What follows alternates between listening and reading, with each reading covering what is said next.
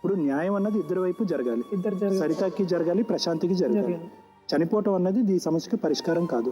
పిల్లలు కూడా నాశనం అయిపోతున్నారు ఇందులో. నేను సరితతో ఉందాం అనుకున్నా సార్. ఆమెకి ఏదైనా సెట్ చేస్తా సార్ నేను ప్రశాంత్కి. సెట్ చేయటం అంటే సెట్ అంటే ఎట్లా, ఏ విధంగా?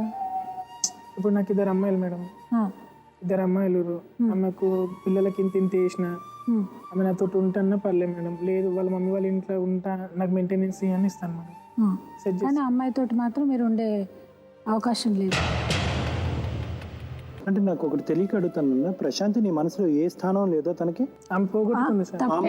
అదేలాగా తప్పు శంకర్, అలా అన్నది. ఎందుకంటే 2 ఆడపిల్లలు ఉన్నారు. నువ్వు అంత గాఢంగా ప్రేమించినటువంటి అమ్మాయి ఈ రోజు నీ మనసులో ఏ మూలన లేకుండా ఉండేటటువంటి దిక్కుతోచని పరిస్థితి అమ్మాయి. ఆ మాట మాత్రం నేను ఒప్పుకోను. శంకర్కి ప్రశాంతి నచ్చట్లేదు కనుక కారణాలు వెతుక్కుంటున్నాడు అంతే తప్ప ఏ కారణాలైనా వెతుక్కుంటున్నావు నువ్వు.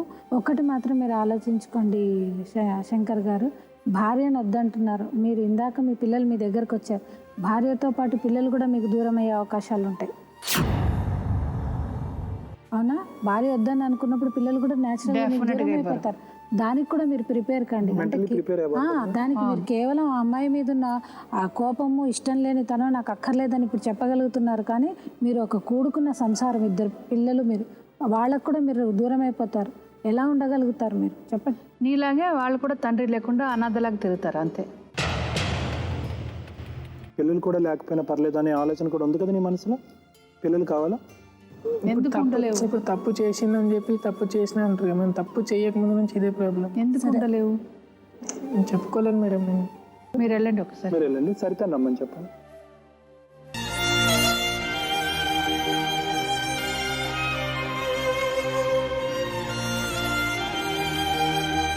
మైక్స్ ఉంటాయి కదా, నువ్వు నిన్ను శంకర్ మాట్లాడుకున్నటువంటి డిస్కషన్ అది మాకు చాలా ఇది అనిపించి ఇందాక సూసైడ్ అనేటటువంటి మాటే తీసేయండి అమ్మా అంటే కనుక మీరిద్దరు ఏం డిస్కస్ చేసుకుంటున్నారు?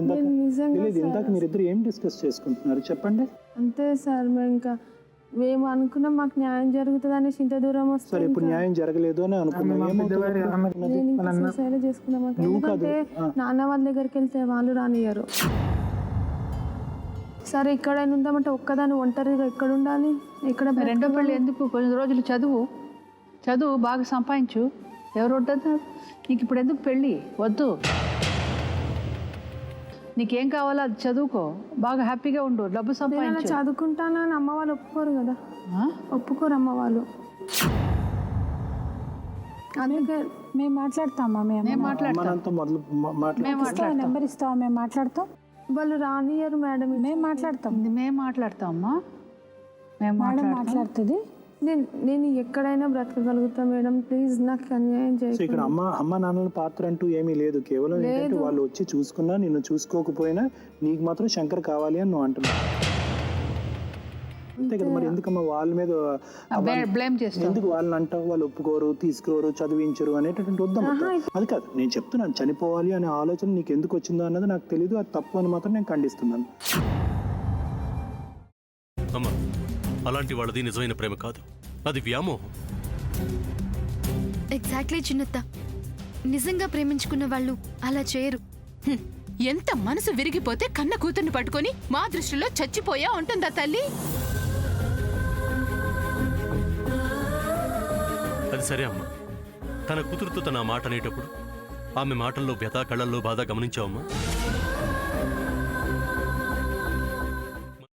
పెద్దబాబుకు బర్త్డే విషెస్ చెప్పు కూడా వెళ్ళాం కదా. ఊరికే ఎలా కాలిపోతుంది? మంట పెడితేనో పడితేనో తగలబడుతుంది.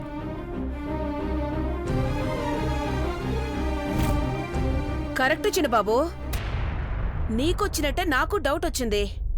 పార్వతే షర్టును తగలబెట్టిందనుకుంటా.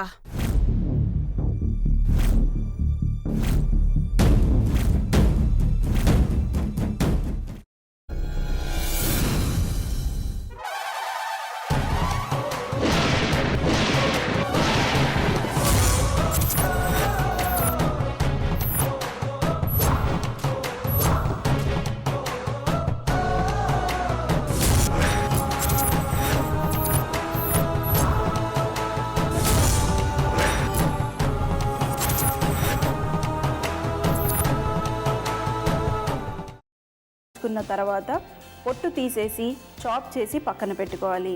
ఒక ప్యాన్లో కొద్దిగా నూనె వేడి చేసి అందులో ఆవాలు, మినప్పప్పు, శనగపప్పు, కరివేపాకు, సన్నగా తరిగి పెట్టుకున్న ఉల్లిపాయలు వేసుకుని 1 నిమిషం పాటు వేయించుకోవాలి. ఆ తర్వాత కాల్చి కట్ చేసి పెట్టుకున్న వంకాయని కూడా అందులో వేసుకుని బాగా మిక్స్ చేసి బౌల్లోకి ట్రాన్స్ఫర్ చేసుకుని అందులో తగినంత చిక్కటి పెరుగు లేదా పల్చటి పెరుగు వేసుకుని మిక్స్ చేసి అన్నంతో కానివ్వండి, చపాతీతో కానివ్వండి సర్వ్ చేసినా చాలా బాగుంటుంది.